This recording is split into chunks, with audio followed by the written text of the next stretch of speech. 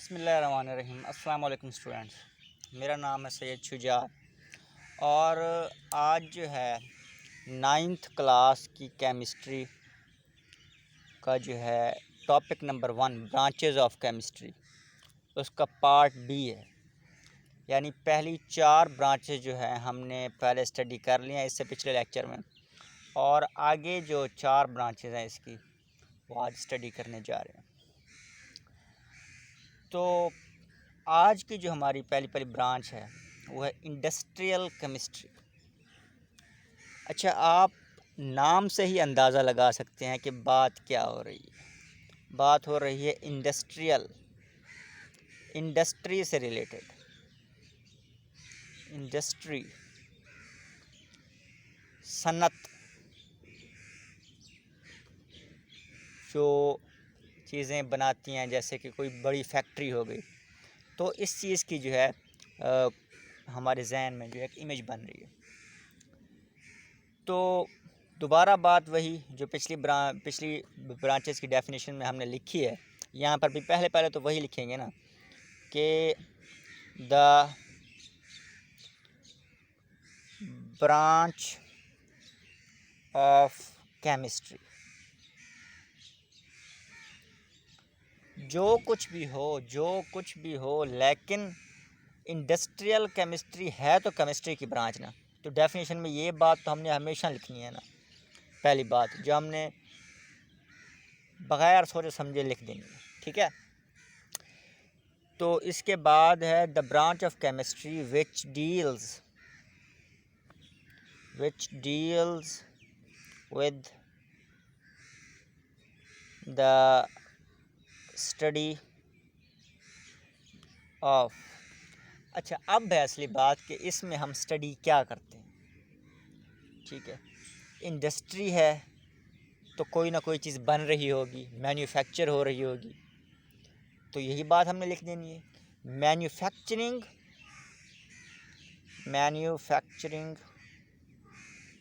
किस चीज़ की manufacturing industrial chemistry में? Of chemical compound, of chemical compounds. अच्छा, ऑन लार्ज स्केल या कमर्शियल स्केल या ह्यूज स्केल, जो भी आप इज कॉल्ड इंडस्ट्रियल केमिस्ट्री। ये जो है ना, मैंने आपको समझाने के लिए लिखा है लार्ज और ह्यूज स्केल, वैसे आप कमर्शियल भी लिख दें या इन तीनों में से कोई भी लिख दें। असल में बात क्या थी? बात ये है कि केमिकल कंपाउंड्स का बनना बहुत बड़े स्केल पे, कमर्शियल स्केल पे, ह्यूज स्केल पे, लार्ज स्केल पे किसी चीज़ केमिकल कंपाउंड्स का बनना, उसकी मैन्युफैक्चरिंग जो है वो हम स्टडी करते हैं इंडस्ट्रियल केमिस्ट्री में, ठीक है। तो एक बार पढ़ लेते हैं इसमें क्या कहा गया है कि the branch of chemistry which deals with the study of, किस चीज़ की स्टडी को डील करती है? Manufacturing of chemical compounds, manufacturing of chemical compounds on large scale या ऑन कमर्शियल स्केल। दो ही तो बातें हैं इस डेफिनेशन में कि केमिकल कंपाउंड्स का बहुत बड़ी तादाद में बनना इंडस्ट्रियल केमिस्ट्री कहलाता है, ठीक है। अच्छा, इसमें हम किन किन चीज़ों को बनाते हैं? एग्ज़ाम्पल इसकी थोड़ी सी आपको दे देते हैं। एग्ज़ाम्पल में देखें कि ऑक्सीजन जो आपकी बुक में दी गई है कि केमिकल्स लाइक ऑक्सीजन है, क्लोरीन है, अमोनिया है, NH3, NH4,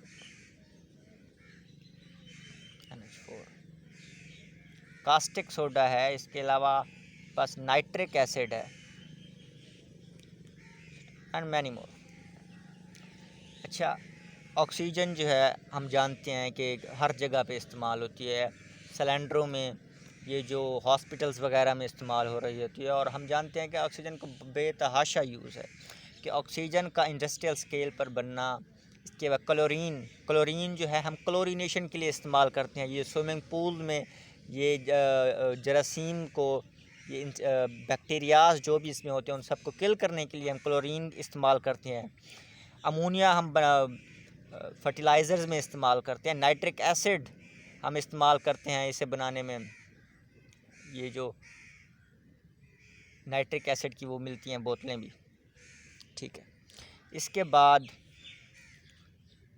और जो है ये रॉ मटेरियल यानी जो चीज़ें इस्तेमाल होती हैं किसी इंडस्ट्री में रॉ मटेरियल के तौर पर, इजाफी मटेरियल के तौर पर, रॉ मटेरियल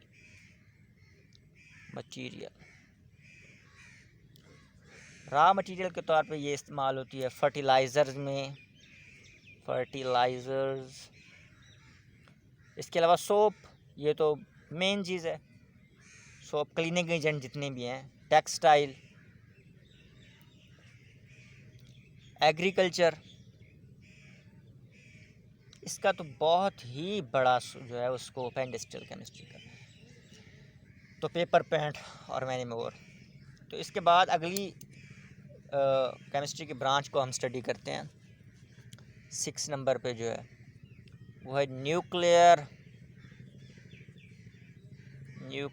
केमिस्ट्री।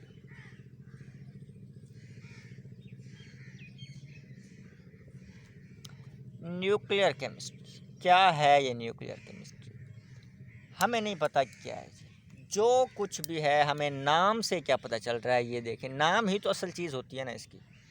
नाम में पता चल कर न्यूक्लियर निकला है जी न्यूक्लियस से। न्यूक्लियस के अंदर की बात हो रही है। इंडस्ट्रियल केमिस्ट्री में हम जो कुछ पढ़ेंगे वो न्यूक्लियस के मुतल्लिक पढ़ेंगे, न्यूक्लियस के अंदर क्या हो रहा है इस चीज़ के बारे में पढ़ेंगे। साथ ही साथ न्यूक्लियस के अंदर इलेक्ट्रॉन की वजह से, इलेक्ट्रॉन की एक्साइटेशन की वजह से एक प्रोसेस होता है रेडिएशंस, क्योंकि वो भी न्यूक्लियस के अंदर हो रहा है। तो इसी वजह से हम रेडिएशंस को भी न्यूक्लियर केमिस्ट्री में पढ़ेंगे। तो इसकी डेफिनेशन लिखने की कोशिश करते हैं कि the branch of chemistry which deals with the study of, किस चीज़ की स्टडी करें? जाहिर सी बात है, हमने पहले ही कह दिया है, न्यूक्लियस की स्टडी को। न्यूक्लियस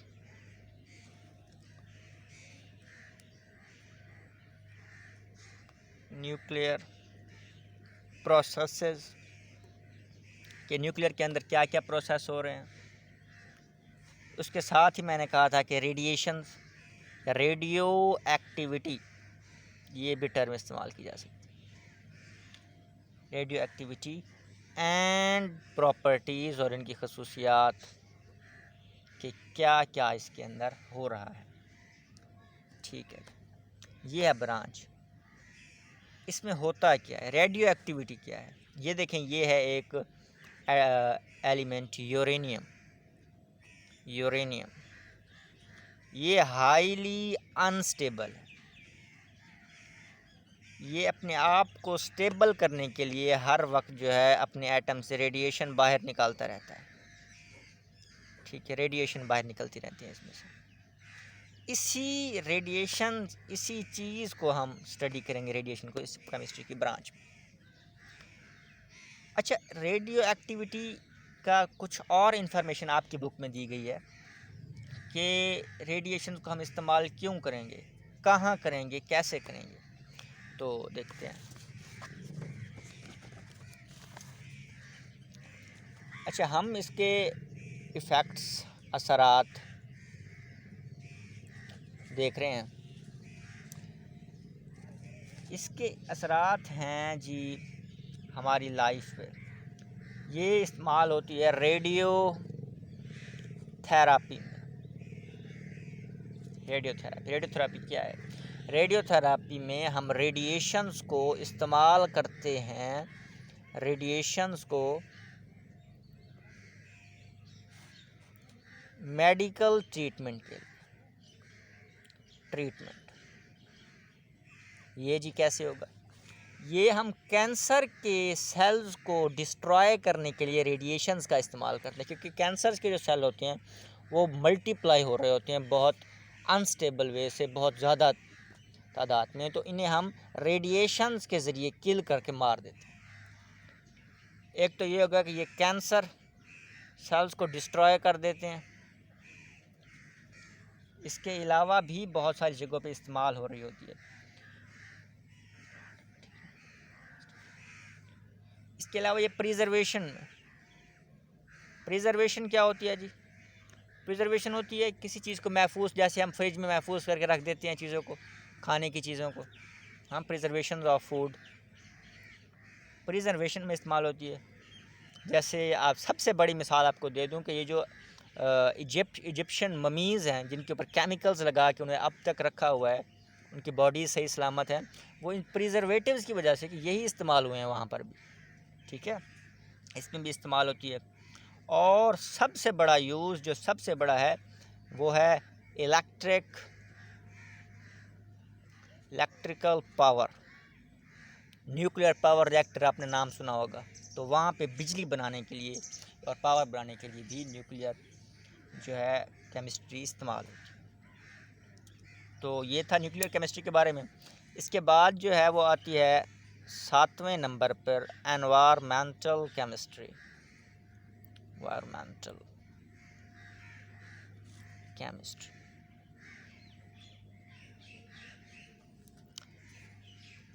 इसके भी नाम से आपको साफ साफ मालूम हो रहा है कि बात जो भी हो रही है माहौल के बारे में हो रही है, इर्द गिर्द, इन्वायरमेंट, कि हमारे इर्द गिर्द क्या है।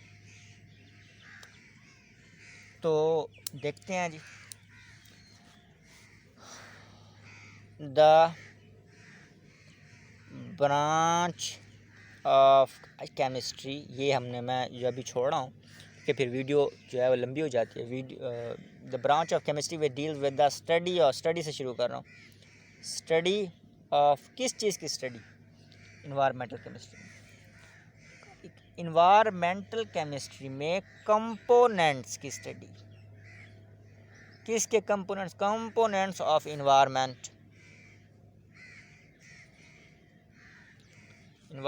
And the effects of human activities on the environment.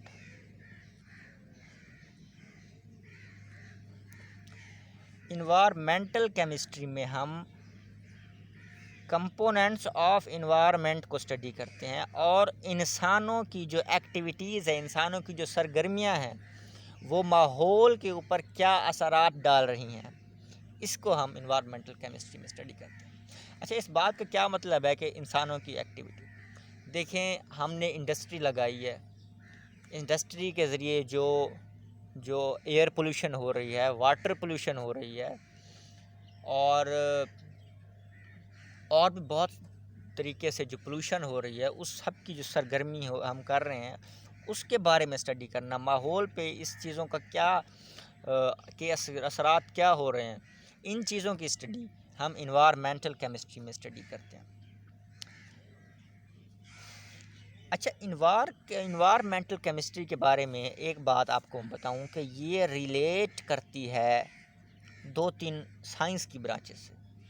ये बायोलॉजी से, क्योंकि बायोलॉजी भी इसमें आती है, क्योंकि अगर ये पानी को आलूदा करेगी हमारी कोई इंडस्ट्री, तो माहौल में तो हमें इन्वायरमेंटल केमिस्ट्री में पढ़ना पड़ेगा। अब पानी को आलूदा करेगी तो उसका आबी मखलूक पे क्या असरात होंगे, तो वो तो हम बायोलॉजी में स्टडी करते हैं, तो बायोलॉजी भी इससे रिलेट करेगी यहाँ पे साथ ही साथ जियोलॉजी, ज़मीन की स्टडी, ज़मीन को भी क्योंकि इसमें आलूदा किया जा रहा होता है।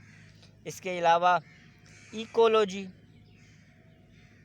सॉयल, मिट्टी वगैरह, और वाटर, इन चीज़ों से भी ये रिलेट करती है। इसके अलावा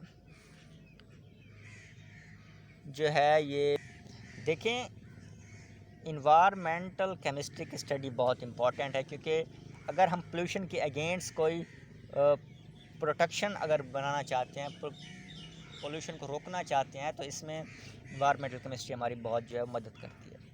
इसके बाद लास्ट जो है 8th नंबर पर जो ब्रांच है वो मेरी तो फेवरेट है, analytical chemistry.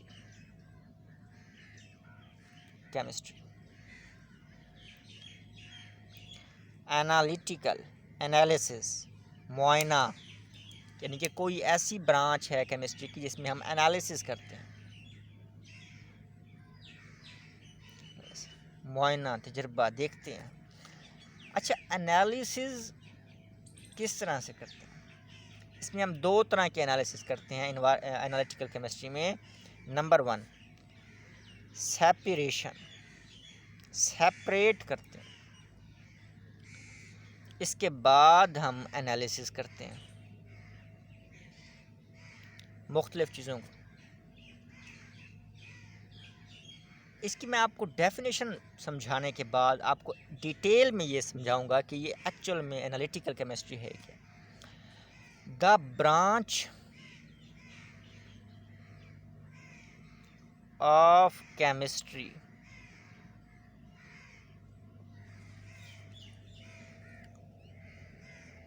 which deals with the study of separation, ration and analysis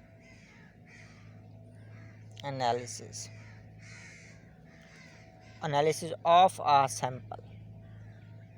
sample to identify its component। अच्छा, डरना नहीं है आपने से ये क्या लिख दिया है, बहुत ही सिंपल चीज़ें लिखी हैं। केमिस्ट्री की वो ब्रांच जिसमें हम सेपरेशन करते हैं, उसके बाद एनालिसिस करते हैं। 2 चीज़ें, सेपरेशन और एनालिसिस करते हैं। इस ब्रांच को एनालिटिकल केमिस्ट्री करते हैं। किस चीज़ की सेपरेशन और किस चीज़ की एनालिसिस करते हैं? देखें, हमें कोई सैंपल दिया जाता है, ये कोई मीन्स के इसके अंदर कोई लिक्विड है और मिक्स है, इसमें वाटर भी है, ऑयल भी है, और दूसरी चीज़ें भी हैं, बेंजीन भी है वगैरह सॉरी है। तो हम सेपरेट करेंगे इन्हें, हम वाटर को अलहदा करेंगे, ऑयल को अलहदा करेंगे, बेंजीन को अलहदा करेंगे। अब ऑयल अलहदा, वाटर अलहदा, बेंजीन अलहदा, अब तीनों को सेपरेट हमने कर लिया। इसके बाद एनालिसिस करेंगे। एनालिसिस करने का दो तरीके होते हैं। पहला होता है क्वालिटेटिव एनालिसिस,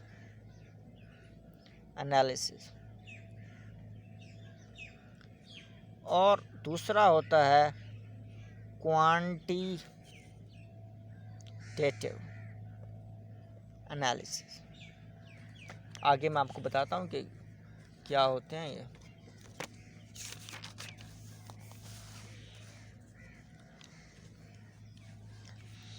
क्वालिटेटिव में,